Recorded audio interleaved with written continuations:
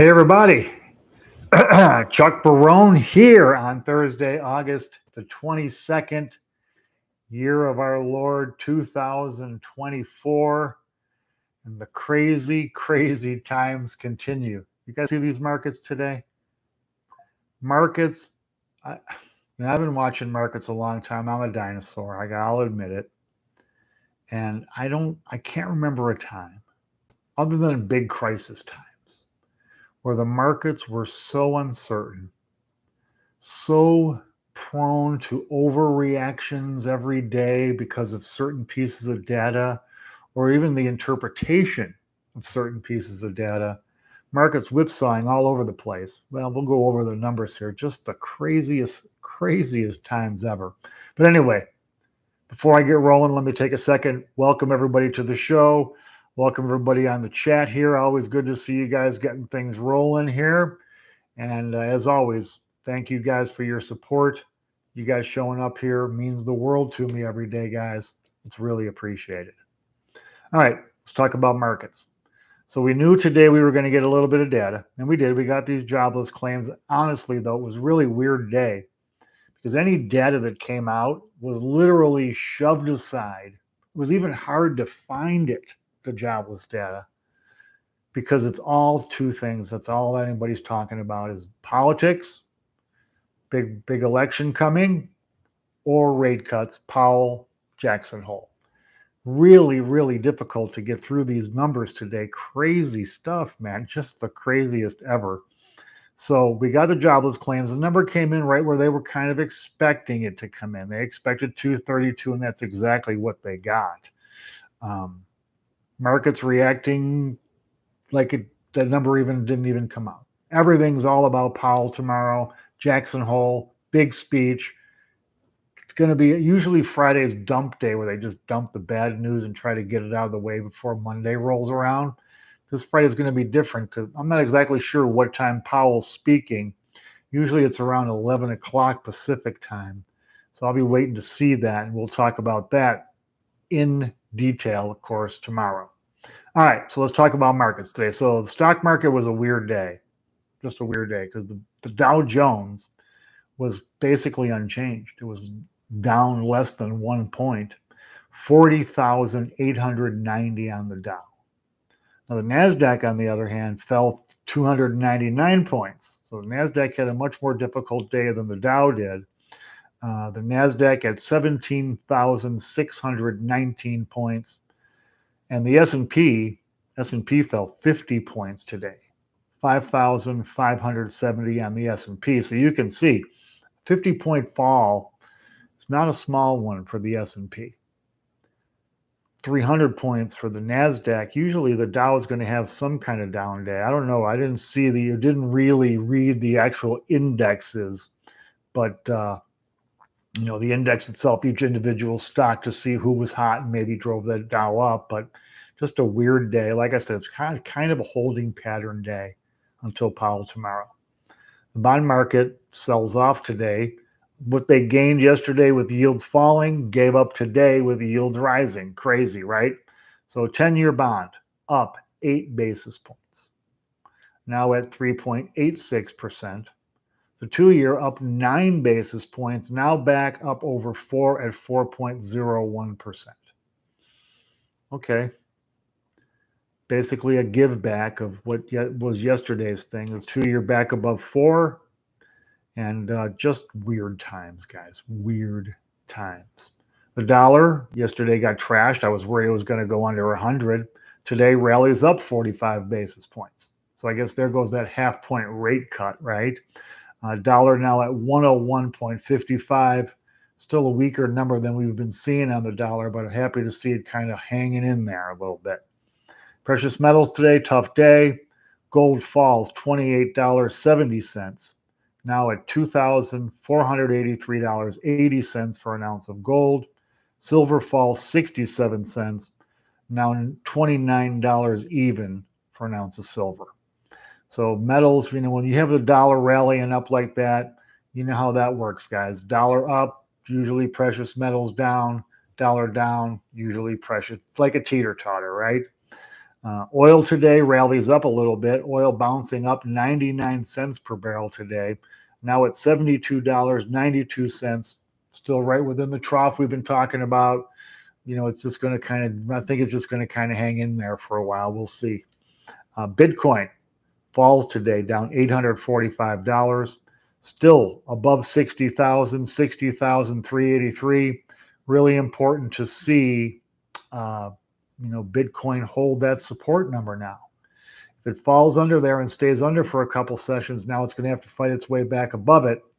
Bitcoin and silver, I've been talking about this, as you guys know, both dealing with resistance right now. Silver really struggling. Bitcoin broke through. Now we're going to see how long can they hold it. All right, let's talk about news today. So we got this jobs report. We knew this was going to be the big data of the day today. Numbers come in 232,000, exactly what economists expected. Now that's up 4,000 from last week. So the numbers just keep just a little bit higher, a little bit higher. 232,000 this week. Now the report, amazingly, like I said, was completely ignored. It was, as soon as they came out, it was on to Powell. Boom, boom, nothing. So basically, it was completely ignored. No effect. I don't think this jobless numbers today had no effect on the market whatsoever. Powell on deck tomorrow. Fed funds futures going crazy today, right? Betting. Okay, what's going to happen tomorrow? So now, like I've been saying, I've mentioned this before. Fed funds futures say a 100% probability of a rate cut in September. So rates will likely be cut in September. A quarter point rate cut odds at 69.5% probability, with a half point rate cut at a 30.5% probability. So the betting kind of moving. That half point cut was up to 50% probability a while back.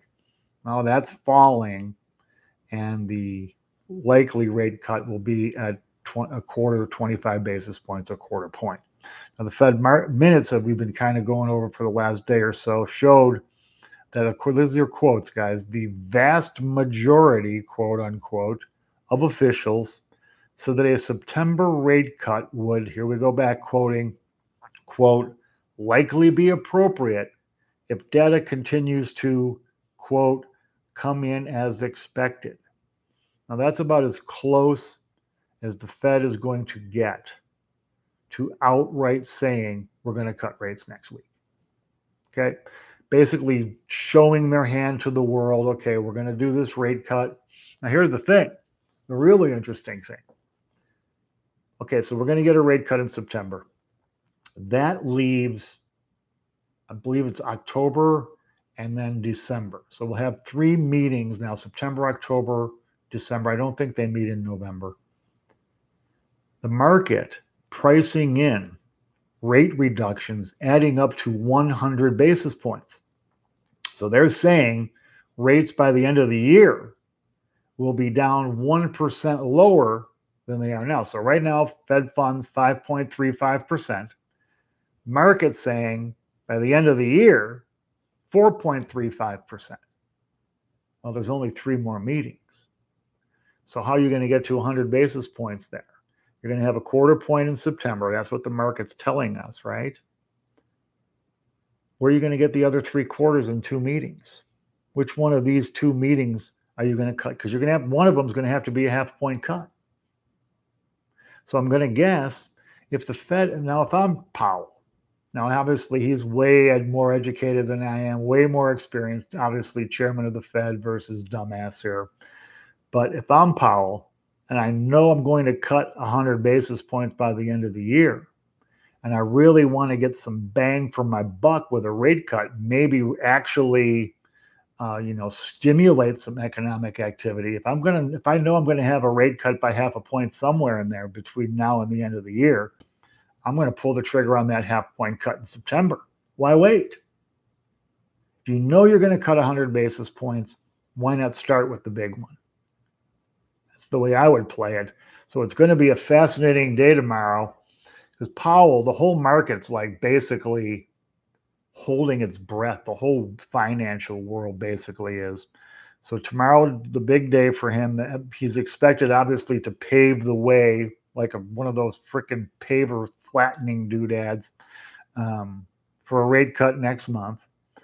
Traders hoping he'll give a little bit of guidance. That used to be the thing the Fed did. They didn't, and Powell's been pretty good about that, kind of letting the markets know what their thinking is, where he sees this rate cut, where he sees rates going. But really, they're hoping for a lot of data from him, and we'll see what he's willing to give up. Traders want to know, and I would want to know, how many rate cuts does he see coming this year? Does he see another one after this? What is he seeing coming for the rest of this year? I would want to know that. Is there a new neutral rate? Okay, so does he think that if they can take it down from 5.35 today to 4.35 by the end of the year, would that be enough? Is that the new neutral rate? The rate where, now the neutral rate, also called, I guess, the terminal rate, basically goes like, if this is their interest rate, the Fed funds overnight rate, well, this is a rate that's neutral. So it doesn't stimulate economic activity like a 0% rate that we had for so long would. But it doesn't hold back. It's low enough where it's not stopping people from using credit. It's not restrictive, in other words. So that's a question I would want to know, right? What do you see the new neutral rate being? What is that number? What problems or roadblocks would kind of upset the apple cart here? What do you think could happen that would stop the Fed from raising rate or cutting rates, that would slow down the rate of cutting rates, or even more differently, would speed up rate cuts, would make rate cuts heavier, faster? So what do you see obstacle-wise that we should be looking out for? So it's going to be interesting because the press is going to ask all of these questions if he lets them ask questions. We'll see. He usually does a little back and forth. So they're going to ask these questions. I can't wait to see how he deals with it all. Because in the background of all this, don't forget, guys, in the background of all of this is the election. And it's not just the election, okay? If you had Obama versus Mitt Romney like we had in 2012, the Fed's going to do what they got to do, right? But this year's different because this year, now we have Trump. And this is a guy who, let's say it like it is, he takes everything personal, man. And he always sees it through his view of how does this affect me? And this is how come the guy's a billionaire. That's how they do it, okay? So Powell cuts rates, gives guidance for more rate cuts to come, really sets the markets on fire and gets the economy moving at a little bit faster pace. Because we saw the Atlanta GDP Now tracker down to, they're saying 2%. 2% growth in the third quarter. Not the greatest numbers, right? That's what they're predicting it's going to be, and it's kind of been coming down. So Trump's going to look at this like, hey, man, you're trying to hurt my campaign. You're trying to help the commies. So that, again, traders might be discounting that. Powell, all the Fed yo-yo talking heads might be saying, nah, that's not, we don't think about that. We don't care about that. I'm here to tell you that's bullshit. Because the president, they're going to have, if Trump wins, they're going to have 4 years of him. And who's going to be the guy appointing all these, these guys? Who's going to be the guy who's going to be have the Council of Economic Advisors and all these wonderful giveaway high-paying jobs? It's going to be Trump. Who wants these jobs? These knuckleheads. So they're going to really go out of their way to piss them off? I'm telling you, they're not. But they've surprised me. They're still, I didn't even believe they would cut rates through this election. Now, I guess I'm going to be wrong in September when they do, but I'm going to tell you, number one, I still got my doubts about it. As I'm telling you, as that date gets closer and this election gets more heated, this is going to be a knockdown, punch you in the mouth, never-ending negativity, monster doses from both sides we're going to get. To think that that's not going to affect the way people behave and the way it's going to go between now and November is just not realistic. Okay, it's going to affect everything, especially when you got somebody as volatile as Trump. So it's going to be amazing tomorrow to watch Powell walk this tightrope like Carl Walenda. I can't wait to see it. And we're supposed to be getting some other economic data today, which kind of, like I said, today was a brush off. Tomorrow, which is also going to be a brush off because everybody's going to literally be turning blue, holding their breath till Powell speaks. But it's going to be a fascinating day tomorrow. Guys, let me give you guys a little bit of a heads up, especially if you're in one of the trouble states. If you're along the Gulf, if you're along the ocean, if you're in California, if you're in one of the places around the country that have been having serious weather disruptions, if you've seen your homeowner's insurance start really going up, this news is for you. Guys, I'm telling you, be careful. We have a big homeowner's insurance crisis coming up. It's already started. It's actually already here, okay? Just with so many other things going on and spinning, it's not really known so well yet. But really, in some of the places around the country, homeowners insurance is it's a disaster. Florida, there's a company that's like the insurer of last resort, right? So when no one else will insure your house, you have to go to this insurer of last resort. I think it's Key Insurance or something like that. That they're supposed to be used rarely and for only short-term stuff. Like, okay, you had a hurricane there last year, but now with the way they figure it out, you're not going to have another one for 50 years. Okay, you're good to insure. But what's happened is with the frequency of these events and the severity of these events, homeowners insurance is blasted through the roof. And this last resort insurer is now the largest insurer in the state of Florida. And it's happening all over the country, guys. So be careful of this. It's going to get worse and worse. You know what a homeowner's policy costs in Florida every year now? The average in the state of Florida for homeowners insurance, 10 grand a year. Holy freaking shit, man. Some people, even if they wanted to pay 10 grand, couldn't pay. There's no insurer that'll do it, so they have to go to this insurer of last resort. And that's, of course, why prices are going up. Reinsurance is going up. Everything around insurance is going up. So big stuff coming, guys. People being forced to go without homeowners insurance. So if your house burns down, you're screwed. If your roof comes off in a weather event, you're screwed. If anything happens and you're self-insuring, then you better be prepared and have enough cash put aside where if you had to rebuild your house from the floor up, you could do it. And don't forget, if your house is destroyed and you don't have homeowners insurance, if you have a mortgage on that house, that mortgage doesn't go away. It's still there, even though the house isn't. So this is a big something coming up. And now what's happening is states, because they're desperate, okay, are now changing the rules on claims. So they're making it easier now for the insurers, for the insurance companies to deny claims. So I'm telling you guys, it's going to keep getting worse as these events continue to happen. Just going to give everybody a heads up there. Going along with that, I just saw that 37%, we're up to 37%. So almost 40% of the people in the U.S. cannot handle a $400 emergency.